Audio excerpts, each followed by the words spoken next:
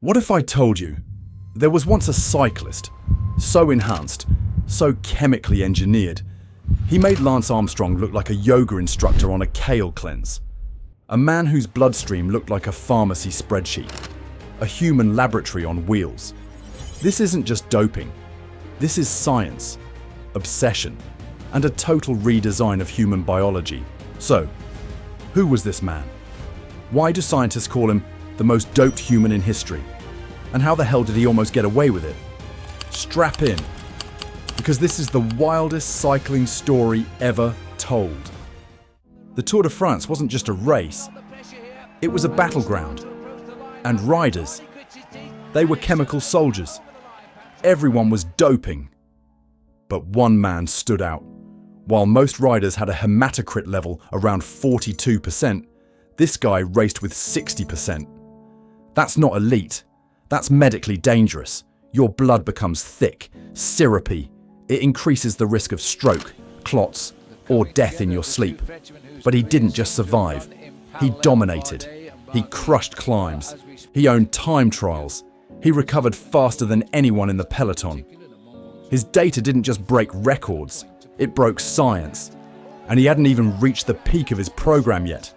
This man wasn't just a cyclist, he was a prototype, a design project in Lycra. Let's talk about what he was actually doing. It wasn't one drug, it was a chemical orchestra, EPO, to increase red blood cell production and boost oxygen delivery. Testosterone, in microdoses, to speed up recovery and stay under the radar. Growth hormone, to rebuild and reinforce muscle fibers. Cortisone, to dull pain and reduce inflammation. And autologous blood transfusions, where he'd remove his own blood, store it, and reinfuse it before key stages to maximize performance. But that's not even the most shocking part. Reports suggest he used hemoglobin-based oxygen carriers, experimental drugs developed for fighter pilots and trauma patients.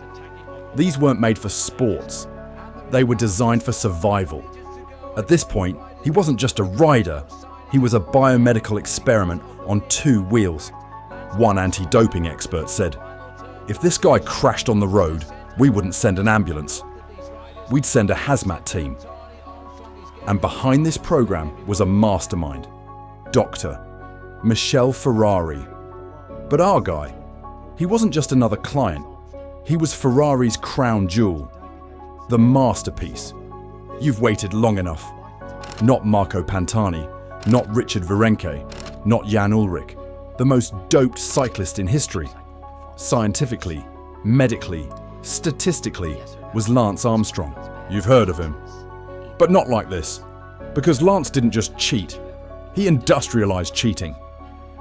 Armstrong ran a team-wide doping program more sophisticated than anything seen in sport. Burners, code names, deliveries, mobile fridges, creams, needles, lab time cycles. It wasn't a scandal, it was a supply chain. One teammate described it as Ocean's 11, but everyone had syringes instead of guns. 7 tours, no positive tests, a brand worth millions, built on an empire of deception. In 2012, the US Anti-Doping Agency dropped a 1,000-page bombshell. The reasoned decision.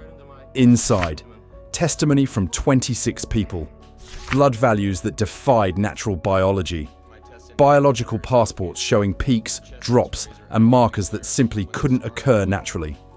Armstrong's VEO2 max, his lactate threshold, his hematocrit swings. It all pointed to one thing: systematic manipulation. Scientists from outside of sport got involved, medical researchers, physiologists. Some said his data should be in textbooks, as case studies in artificial enhancement. He didn't just dope, he created a new physiological profile for the modern athlete.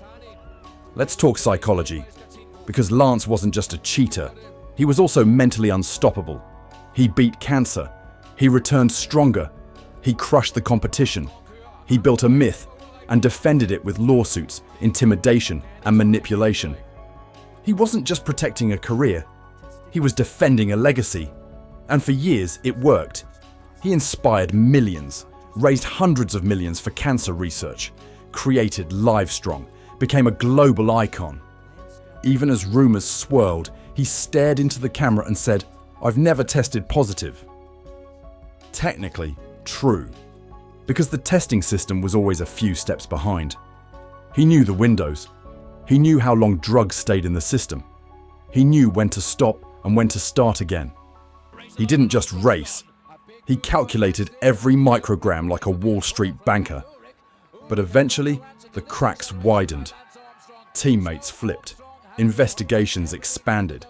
The evidence became undeniable.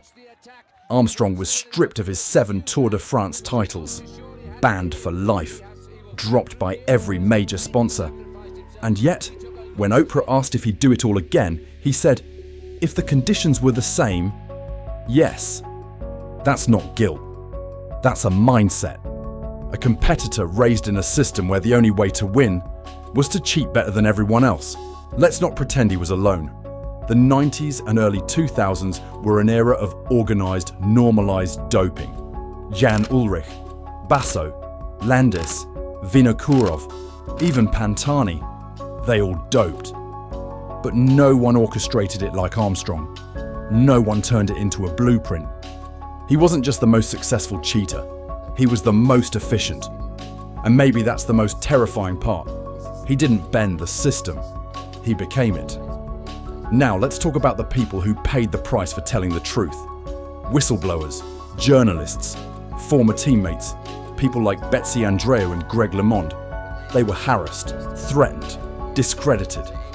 For years, the truth was buried under lawsuits and smear campaigns. In the court of public opinion, Lance won every battle until he lost the war. And what a war it was. So what do we do with Lance Armstrong now? Erase him? Forgive him? Study him? Maybe we need to understand him. Because what if he wasn't the disease, but the symptom of a deeper problem? What if the real issue wasn't Lance, but a system that rewards winning at any cost? A sport where the line between greatness and deception is drawn in blood bags. Today, Armstrong remains a symbol of dominance, of downfall, of complexity. He lied, but he also revealed a truth about competition, about human limits, and about what happens when science becomes a weapon. So tell us, what do you think? Was Lance a legend, a liar, a necessary evil? Drop your thoughts below. And if this story shook your world, like it did ours, hit that like button, subscribe, and share this video with someone who still thinks he was just training harder.